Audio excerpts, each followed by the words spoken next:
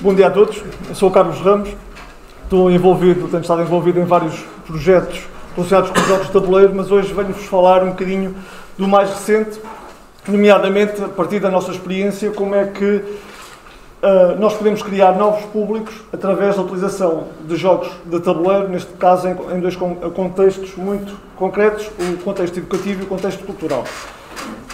Embora, na verdade, esta relação entre a utilização dos jogos nestes contextos e a divulgação do hobby ou a criação de novos públicos funciona um bocadinho nos dois sentidos. Portanto, eu os utilizar neste contexto tendo a criar ou ajuda a criar e divulgar o hobby e a criar novos públicos, mas também é verdade que a criação de novos públicos, a divulgação do hobby também tem relevância depois ou consequências na forma e nas possibilidades que nós temos de trazê-los depois para um contexto um bocadinho diferente daquele que nós normalmente associamos.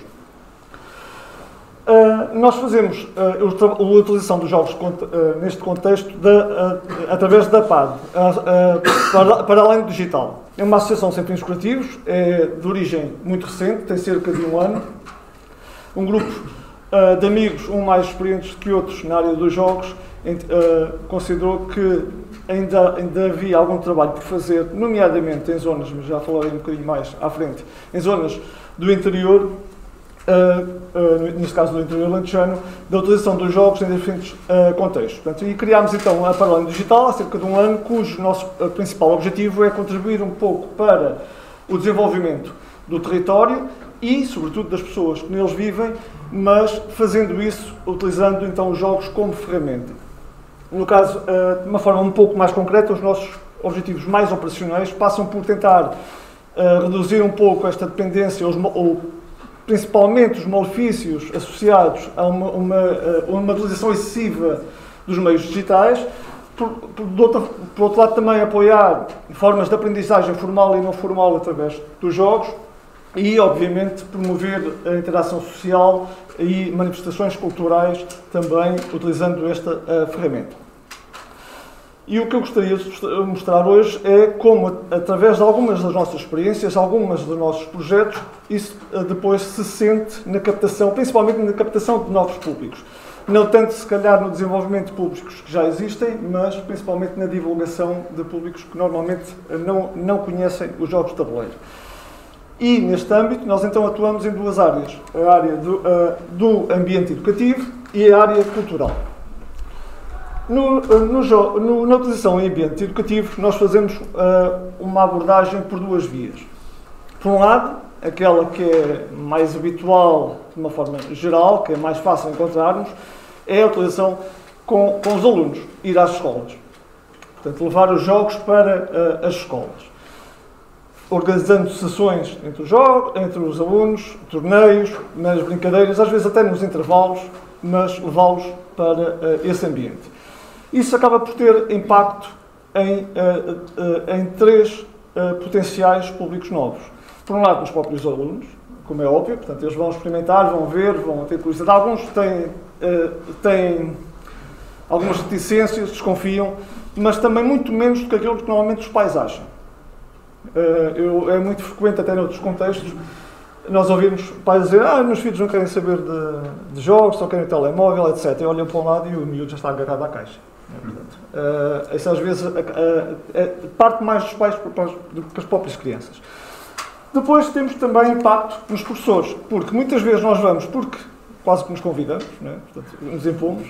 Outras vezes somos convidados, mas eles não sabem muito bem o que é que a gente vai. Portanto, é engraçado, se calhar, porque não, mas depois quando vem a adesão dos alunos, vem a utilização, vem o potencial, eles próprios ficam despertos e começam a então, deixa-me ver que jogos é que tem, o que é que eu posso trazer mais para a sala, como é que eu posso fazer. Portanto, isso obviamente tem impacto também nesse público. E depois, um impacto que muitas vezes é esquecido, que é nos próprios pais. Nós, quando vamos às escolas, levamos, os miúdos têm contacto, mas levam essa experiência para casa, vão falar dela, vão colocar o bichinho, vão despertar o interesse dos pais. Portanto, esse também é um impacto que muitas vezes não é assim tão menor como isso. Depois, e aí é a nossa área de eleição, onde nós gostamos mais de intervir, é utilizando os jogos com os próprios professores. Ou seja, se eu conseguir chegar a 10 professores diretamente, se tiver sucesso, eles vão levá-los depois para 300 alunos. Portanto, com um esforço, se calhar, até menor, muitas vezes, nós conseguimos chegar a um público muito mais alargado. Portanto, nós trabalhamos com os professores, trabalhamos através de ações de formação ou de sensibilização, organizadas com módulos concretos, definidos, onde tem uma componente teórica, mas, sobretudo, tem uma componente prática. O nosso objetivo é pôr os professores a jogar, mostrar-lhes jogos, verem como é que eles depois podem transpor para a sala de aula. Sobretudo, transpor para a sala de aula sem disfarçarem o manual com um jogo. Ou seja, pôr a experiência de jogo sem interferência é em si mesmo a melhor forma de pôr os alunos a aprender. Porque senão, se eles perceberem que durante o jogo estão a ser massacrados com o tema do jogo, etc., é meio caminho andado, jogam o jogo e nunca mais o querem pegar. Isto tem impacto, obviamente, nos professores, nos alunos, mas também nas próprias escolas. Porque nós, quando vamos às escolas, muitas vezes vamos por convite, ou vendemos a ideia, muitas vezes, ou o próprio módulo de formação aos professores. Mas quando os responsáveis da escola nos veem lá e veem os reflexos, isto também tem impacto sobre eles e podem vir a gerar novos públicos também no futuro. Num ambiente diferente, o ambiente cultural é aquele que nós provavelmente, se calhar, não associamos tanto ao jogo, embora a questão cultural aqui também seja um bocado discutível. Portanto, nós fazemos, através da PAD, a abordagem em contexto cultural, utilizando os jogos de diferentes formas. Uma delas vai para além do próprio jogo, é a escolha do local onde nós colocamos o jogo. Ou seja, se o facto de levar um jogo para um determinado local associado normalmente à cultura, pode despertar o interesse daquilo que está à nossa volta, ou até pela ligação do próprio jogo ao local. Deixo-vos aqui 3 exemplos. Nós fazemos sessões na Biblioteca Pública de Évora, que é a biblioteca pública mais antiga do país, fez a semana passada 217 anos, e tem um património riquíssimo em termos de espólio, mas também arquitetónico. Portanto, é também uma forma de levar. O segundo exemplo é um convento com alguns séculos em Estremoz, onde funciona o Centro de Ciência Viva, onde fazemos a ligação não só com o próprio convento, mas com o próprio centro, onde também tem um espaço de ciência bastante interessante. E aqui o exemplo, a Associação do Azul, que pelo menos em teoria está relacionado com o Palácio Dom Manuel, em Évora, onde também temos já algumas ações previstas, não necessariamente só com o Azul, mas com jogos de tabuleiro no geral. Fazemos também esta abordagem cultural através dos temas do próprio jogo. O tema de um jogo pode servir de pretexto para depois do jogo, na nossa opinião, se trabalhar a questão do património, a questão da literatura, a questão da história, da tradição, etc. Portanto, há um campo imenso para trabalhar. E, finalmente, através da utilização dos jogos de uma forma diferente, ou seja, nós estamos muito habituados a olhar para o jogo enquanto ato de jogar, enquanto objeto de jogo. Alguns de nós, até estão mais relacionados com o hobby, se calhar estão mais atentos a outros por nós, como a arte, etc., mas a generalidade das pessoas não está. Então nós criámos uma exposição que já realizámos em Évora, neste momento já temos também confirmação que vamos reproduzi-la também em Estremoz, onde olhámos para o jogo de uma forma mais artística. Portanto, convidámos vários autores nacionais e internacionais, ou melhor, vários artistas nacionais e internacionais que fizeram trabalhos para jogos de tabuleiro e pedimos que enviassem as nossas obras. Não só as obras completas, mas também alguns esboços, alguns trabalhos preliminares que foram feitos durante o processo de criação da arte para um jogo. E, em alguns casos, complementámos com o próprio jogo já final junto. Portanto, deixo-vos aqui algumas imagens, temos aqui várias, por exemplo, o Real, presente. Portanto, tivemos inclusive aguarelas originais que serviram de base ao jogo Medal, por exemplo. Portanto, aqui o conceito de jogo foi mais de jogo de mesa, não necessariamente apenas de tabuleiro. E foi uma experiência muito interessante, permitiu olhar o jogo de outra forma. Bom, fazendo esta ligação sobre a captação de novos públicos, eu gostava de vos deixar aqui, só muito rapidamente, para terminarmos também, alguns números. Nós, nos últimos 12 meses, chegámos pela atividade de jogo em si mesmo, não estou a falar em palestras, nem em formação, portanto, pessoas que jogaram connosco, cerca de 551 jogadores.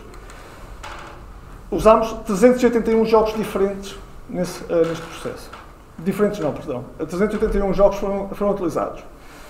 E estes números podem não parecer muito grandes, mas para mim julgo que tem um efeito, estou mesmo a terminar, um efeito, ou melhor, ganha outra dimensão quando recorro a dois factos. Por um lado, tivemos uma pandemia, portanto, os últimos 12 meses, e sobretudo, isto realizou-se em 11 localidades do interior do Alentejano. Portanto, não estamos a falar de grandes centros populacionais onde o mercado já tem alguma dimensão. Estamos, em muitos casos, locais como Viana do Alentejo, Arraiolos, Portel, Évora, que é um pouco maior, etc. Portanto, isso por nós julgamos que a criação de novos públicos nesses locais assume especial relevância, não só pelo hobby em si mesmo, mas pelas consequências que pode ter em termos culturais e sociais.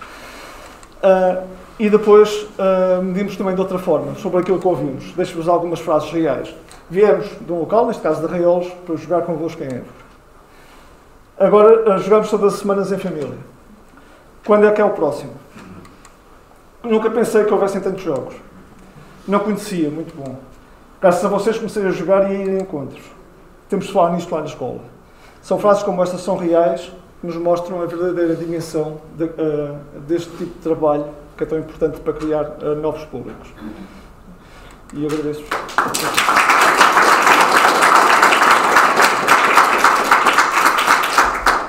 Metade do tempo das perguntas também já foi. Quem quer fazer alguma pergunta? Foi de propósito. Parabéns pelo vosso trabalho, que é maravilhoso.